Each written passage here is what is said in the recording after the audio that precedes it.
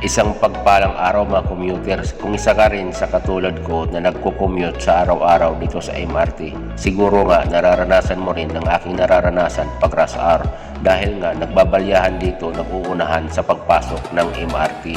Kaya nga guys, kung may oras ka na maaga umalis sa inyong bahay, kailangan lang talaga sipag at tiyaga umalis ng maaga para hindi ka maabutan ng rush hour guys. Dahil nga pag rush hour dito guys, sigurado yan maabutan ka ng balyahan at tulakan sa loob ng MRT bago ka makasakay. Kaya ako guys, maaga ako umaalis sa bahay para naman makarating ako ng maaga sa site kung saan ako pumapasok. Kaya nga guys, maaga talaga ako umaalis ng bahay dahil nga mas maganda yung mas maaga.